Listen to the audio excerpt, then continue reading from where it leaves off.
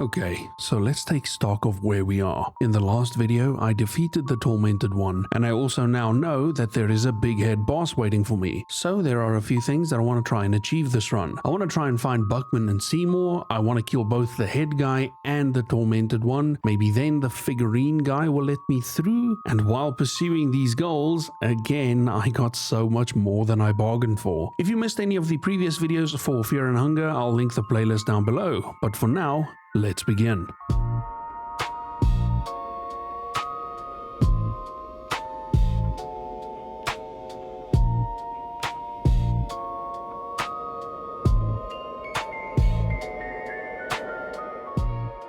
First, I go to try and save Jean from the Gordon Ramsay monster. What a wild sentence. And yeah, this guy's not much of a problem if I'm being honest. I remember last time I got trapped by the ghosts trying to get back to the ancient city, completely forgetting about the shortcut that I have opened multiple times when getting to the catacombs. So this time I will use that to get back to the ancient city. On my way back, I see a path that I have walked past a few times, but I've never actually went up there, so this time I do. And this leads to an overgrown cavern, and inside it is this. This has to be Seymour and Buckman, right? I recognize the chainmail and the hair, but what happened to them? They seem to have fused or something? And not the fun Dragon Ball kind either, but rather into some grotesque mass of flesh. The pathetic, bulky creature before you seems to struggle just to breathe.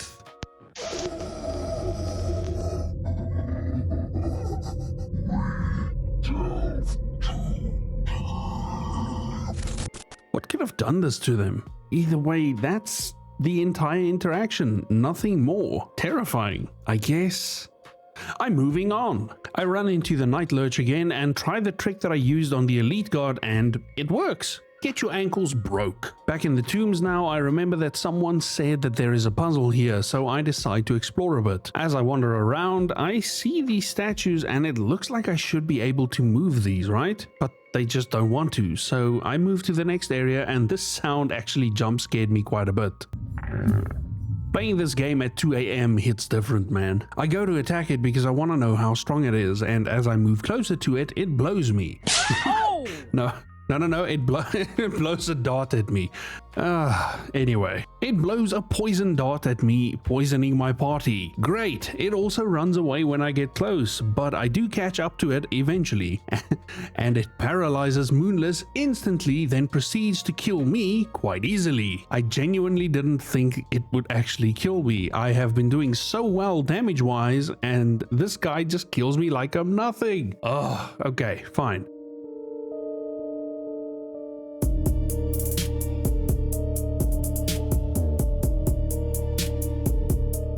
For the next run, I'm going to try to go into the past first and then go right, just to see what's down there. And luckily, this direction is a lot less violent than it was in the future. I easily move through this area and eventually find a tower. This view is quite nice, actually. I climb the tower, and at the top is a room with one bed. There is nothing but this lone bed in the room. It's quite odd. This room feels somewhat safe as a place can in this city, that is. That text is like the first bed I found, which was a guaranteed safe place to sleep, so I rest. And as you fall asleep, restless dreams take over your consciousness. Feverish dreams make you twist and turn in the bed as you fall deeper and deeper. I wake up in the kingdom of Rondon.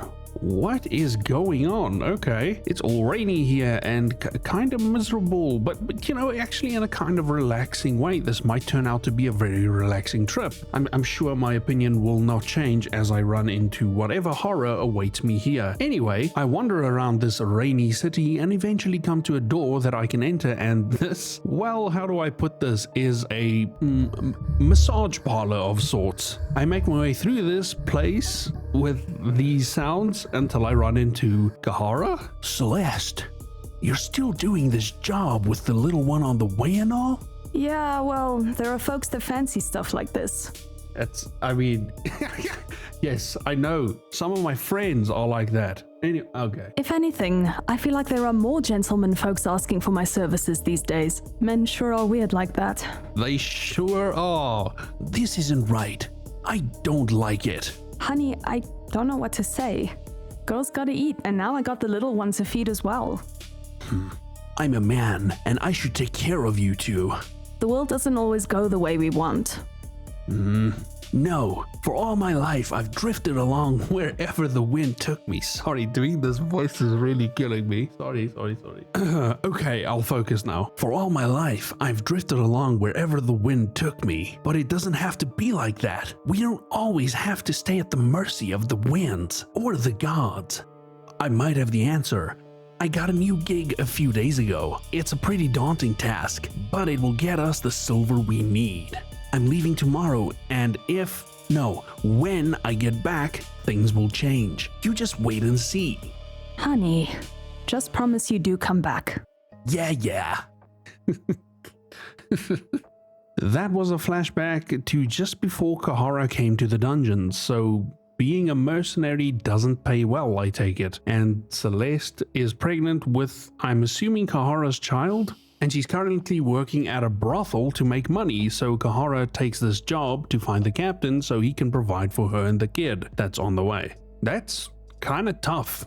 That's really tough. Cahara might be a good guy after all. Too bad I think I found his dead body in the dungeon. That's sad.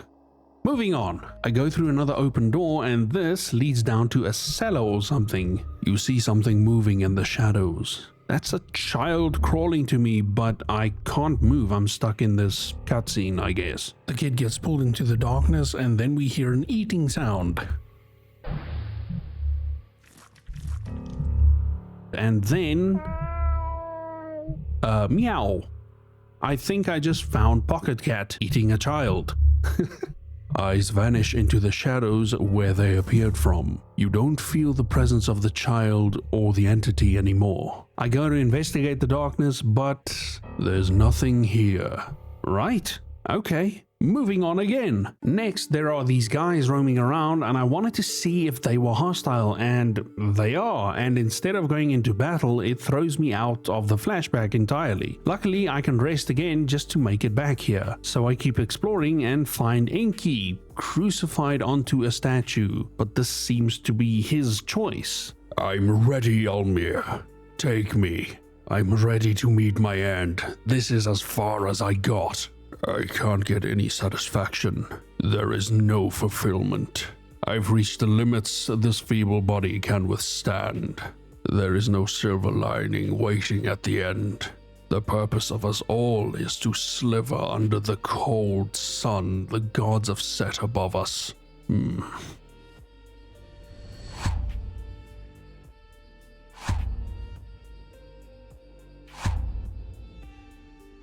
What's that? These visions. I see. I understand. You, let me down from here. And this is seemingly the moment before Enki went to the dungeons, if I'm to take Cahara's story as any indication. So he was driven to the dungeon by this vision that he saw. Interesting. I continue exploring the area and find injured and dead people and a plague doctor. You brought this to yourself. Sins must be paid. I blame the older gods. Why did they curse us with this sickness? The new gods will bring an end to the dark times. I continue north and I think I found myself. Oh wow, this must be my character's moments before coming to the dungeons. You know, when the captain and the crew came to attack his village for the artifact. And it is that. I also learned that my character's name is Ragnvaldr. Cool name, to be honest. This man Ulf just tells us that the village was attacked while the Outlander was gone and confirms to us that it was the Knights of the Midnight Sun led by the so-called pretty captain. I explore around this place a bit and you hear distant barking from afar. Oh god, it's the dogs again. I panic and try and run away from the sound of the dogs and I find a trail of blood and decide to follow it. It's amazing how how you get led by the barking and the trail of blood, the visual and audio communication in this game is so on point. I follow the blood until I reach a small cottage and I walk out. This can't be. Unforgivable. Unforgivable. And the Outlander disappears after that. I enter the cottage and there's an old lady facing the darkness, and as I approach, she looks back and I enter battle. Oh damn, she's scary. Oh damn, she really scary. God damn. A lone old woman is working in the shadows. This is the Skin Granny, and after just a few attacks, the granny changes shape into some kind of monstrosity. Damn, she really scary now. This boss looks way more intimidating than she actually was. I really had no major issues killing her. She did cause everyone to bleed and only infected the little girl, thank God. So the Salmon Snake Soul can easily just deal with all of this. Really not a bad fight. Not much to her, to be honest. After the fight, there is a scene between Dars and the captain. His name is Legard. I don't know if I missed his name sooner, but now I know his name at least. They believe you're the one from the prophecies. Those ancient texts are but child's wordplay. Of course, that doesn't mean that I shouldn't use them to my advantage. But really, many things are scarily accurate in the prophecy. It talks about the fair-haired man and the one who rivals gods in both power and beauty. Ha! I thought all the older gods were ugly as hell. Don't tell me you buy that stuff too. Nilvan of the New Gods is supposedly beautiful, just as the Tormented one used to be. He for sure isn't beautiful anymore. The texts also speak, "He who unites the warring states, not by the power of the golden staff, but by the power of a dozen pitchforks." Well, all the kings hate me at this point, so that one line I can agree with. I will survive and unify these lands, be it in the prophecies or not, no matter the cost. But I feel like I'm really close to achieving my goals, but the last step is not clear. It's still shrouded in mist. I'm not certain if this is the path to achieve all this. What do you mean? You are just a step away from founding your own kingdom and becoming one of the most fabled rulers of our time. You'd make a great ruler, I'm sure of it. Common people love you already. I'm sure of it, she says. What difference would it make anyway? The history has proven time and time again that order, virtue, and tranquility don't last. I need something definite, something pure. I need to ascend above the kings and queens of our times. The last step isn't shrouded in the mist, it's waiting in the depths of the darkness.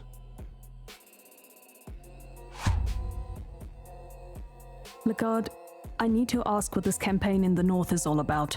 I don't quite understand the importance expanding our reign all the way over there. Frankly, I'm afraid such a campaign could have a negative impact on your reputation. Thanks for your honest words, Das. However, my mind is set. The campaign in the north is vital to my plans. They have something that belongs to me. Something that belongs to you?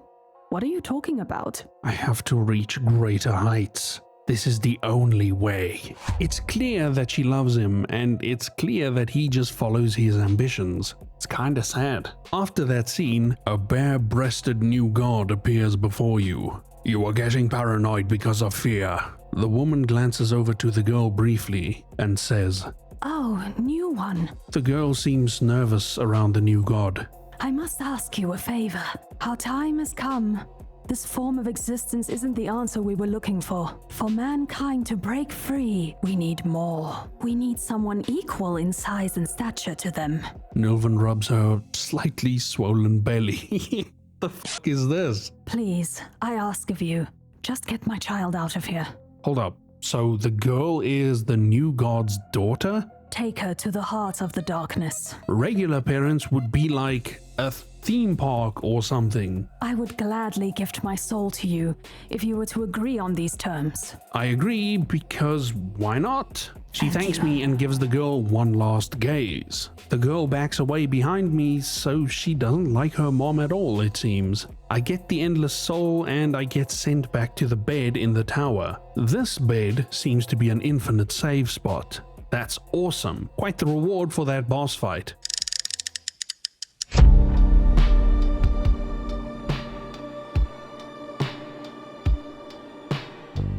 I want to go and fight the brain guy as well while I still have DOS, so I head over in that direction, this time avoiding the Harvestman's hole. That sounded so weird.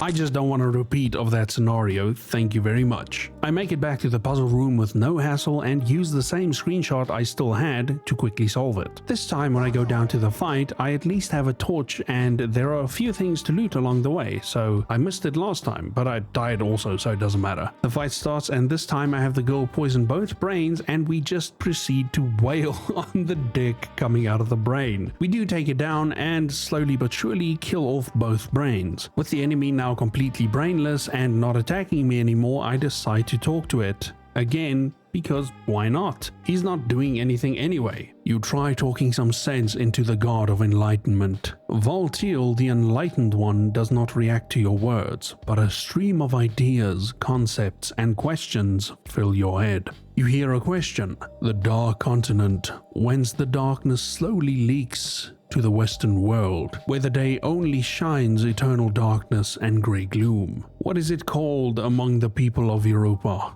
So my actual thinking here was, I've never heard of anything here besides Vinland, and to be honest, from the Outlanders intro story, that sounded like a shit show. Definitely qualifies as gloomy, so I pick that one, and it's correct. Nice. You cause headache to the enlightened one. I'm assuming that maybe stunned him? I'm not 100% sure. I attack him normally this time and decide, you know what, since he's basically useless now, I'm going to farm him if he has more questions. And he does. He asks, as Valtiel the Enlightened One, who preceded me here at the Grand Libraries? I don't know Francois or Almir, and between Nosramus, Enki and Najra, Enki only came here recently, I think. Nosramus, I don't really know what the story is with him, and Najra is also a floating head like Valtiel, so I pick Najra. And again, correct answer. I know this might sound like bullshit that I'm getting them correctly the first try, but that's why I'm giving you the logic I used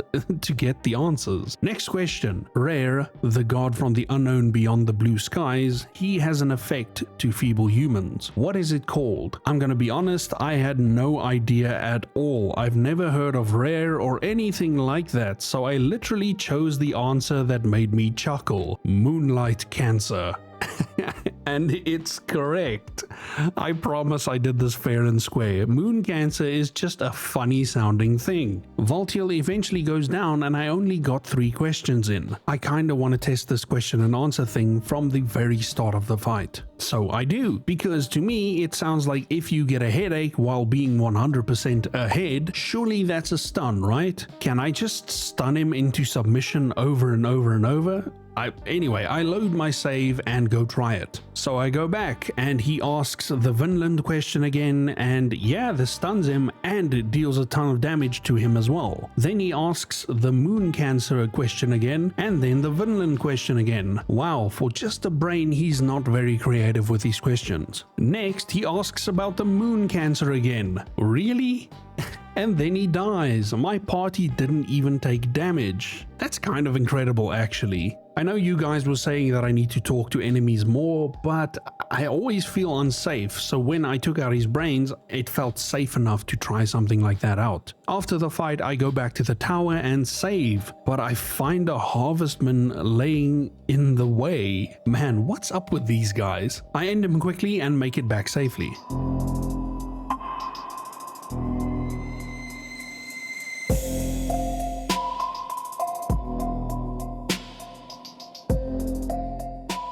So now that I've defeated Valtiel, I need to go and defeat the tormented one and say my goodbyes to Das. I have no idea if you can do this without sacrificing a team member, so for now, that's the plan. But first, I want to go back to the future and save Jean. So let's go. Oh yeah, there's a teleporter right outside the tower, so let's use that and run back that way. I also kind of want to see if the room at the top changes in the future, so I run back up. Nope. The only thing that changed was the girl had a panic attack again, but it's still a safe save point. Someone mentioned that I need to try the pipe as well, so I check it out and it seems like I can smoke either opium or tobacco, and it has the same effects as alcohol. It calms the nerves. Wonderful. As I make my way back, a weird face creature chases me and I run into the room just above and find Jean again. But this time she's dead. I kinda forgot that time moves forward if you do things in this game. That's kinda sad. Oh well, moving on. I go outside again and that creature is still here and blocking my path, so I fight him. And he's actually very easy to take down, no issue at all. And once it's dead, I realize this is the wet creature. I finally got an answer to that question. Stupid wet creature. I move back through this area and fear is getting a hold of you. Suicide is always an option. So I guess that's just a byproduct of getting your mind low. Got it. I fight the Gordon Ramsay monster again and yeah, he is just no issue at all. What are you? I stumble around in the darkness for a bit and I run into a room that I've never been in. It's completely silent here. I go to the altar and pray and it transports me to a new place. You are greeted with towering figurines. They are sitting idle next to huge dining tables. You get ominous vibes from them, but at the same time, there is a peaceful and still atmosphere filling the air. The new gods say, "Welcome. You have earned 3 questions. Use them wisely. Ask anything you want to. What subject do you want to know more about?" Very weird, and also a very weird keypad. I type out Dada. Space. Smaller than. I click OK, and the Outlander says Dada. Space. Smaller than. Okay, so what happened here is I pressed the backspace to delete a letter, but that did nothing, so instead it made a capital A. Then I tried to delete as well and nothing, so I just entered. The new gods say, "We do not understand the question. You have 2 questions left. Ask anything you want to. What subject do you want to know more about?" The keypad pops up again and the same text is still here, so I decide to just finger blast my keyboard, and I finally do figure out that escape is the backspace key. Not gonna lie, that's dumb. Anyway, I ask my actual first question: how to progress? The new gods say, "We do not understand the question. You have 1 question left. Ask anything you want to." Okay, that's bullshit, because I'm slightly lost. I know that I have to fight the tormented one, but I'm not even sure if that's the right thing to do. Either way, I ask my last question. I want to know more about Pocket Cat, so I type Pocket Cat. And "We do not understand the question." And they kick me out. Okay, they must be a little deaf or something. I get a book of enlightenment at least, so that's something. Anyway, moving on. The girl looks very tense and afraid. The girl is very stressed, so I let her smoke it down. And the tobacco calmed her down a little.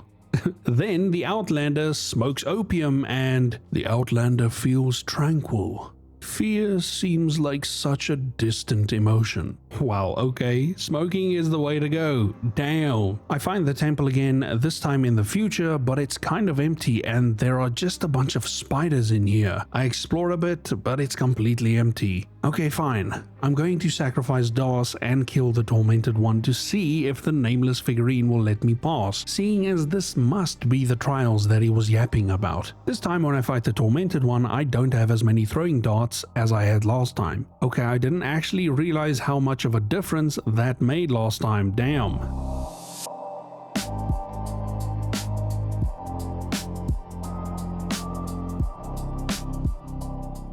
When I load up again, I want to make a quick detour and I want to check that mouth that I found in the cave dweller village, since the girl's mom said that I need to take her to the darkness. And that was pretty darknessy, right? Hello, Bozo. These huge red things that scream really weirdly are now in the catacombs. Oh my god, wait, is the entire dungeon now a different version? One that was in the past? Oh my god, I moved down and the effect of the cube vanished as you head down the catacombs. Ah, okay, gotcha. I was about to say that would be crazy. Moonless marks a spot and I finally make it back. And nope. That didn't work at all, so I'm just going to try and defeat the tormented one, sticking to the original plan. Also, another thing that I want to try quick is fight the tormented one while Das is hanging. Maybe that ends it and I can get her back. Nope, that did nothing. The tormented one is down, but still breathing. He seems exhausted and badly beaten, but his eyes are still keenly stuck on you. There is a furious burn in them. Okay, so that does nothing. Fine, I reload and go to beat him fair and square. And this time when I return, I managed to get through him reasonably easily. Last time was probably just some kind of fluke. Now I head to the nameless figurine and he says, "Human, I see you got the endless soul, the tormented soul, and the enlightened soul. You possess all the required ingredients to pass through. As a last trial, I shall challenge you. Are you ready?" I'm ready. Prepare yourself. And then I'm dragged into a fight with him. Hundreds of years without anyone passing by, my mind was already lost. I thank you for waking me up. Now, let's duel to the last figurine standing. And then I fight him, and this fight is very easy, but it takes forever because he is super tanky. I eventually do take him down though, and I head into the doors behind him. It leads up a staircase lined with golden bricks and statues and a big golden door at the end. I enter and hear dogs barking. That's not good. I go towards it and there I find an old man called Francois. I greet you, fellow warrior. If you are this far, it must mean that another cycle is about to begin, It's all pointless, you know. We're all nothing but puppets. There is no real domination. So yes, I'm ready. Take this key, you will need it. Proceed back in time and you will find my younger self. Kill him and you will get what you are after. He gives me the King's Passage key and says, kill him if you can, that is.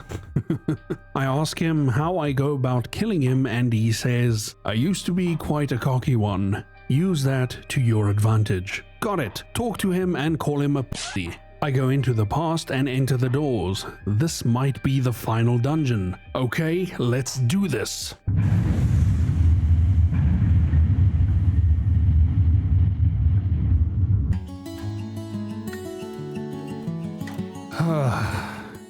Okay, now I have a clear path at least, so in the next video we end the first journey. I want to once again say thank you guys so much for the support and love with this series. This game just keeps getting better and better. It looks like the next episode will be the last one for the Outlander for now. Please let me know down in the comments, would you guys like me to play through with another character next, or do some kind of challenge, or maybe directly into Termina, and then after Termina we could revisit Fear and Hunger 1. I don't know, it's up to you guys what you guys want to see. I could even do one upload Fear and Hunger 1 and the next one Termina and keep that going. There is also the bonus Dungeon Knights mode that I got from the previous ending. Please let me know what you guys would prefer and then I'll do that. Thanks everyone for watching and thanks to all the generous channel members for keeping the channel alive. I really appreciate all the support. I'll see you guys and gals in the next one. Cheers for now.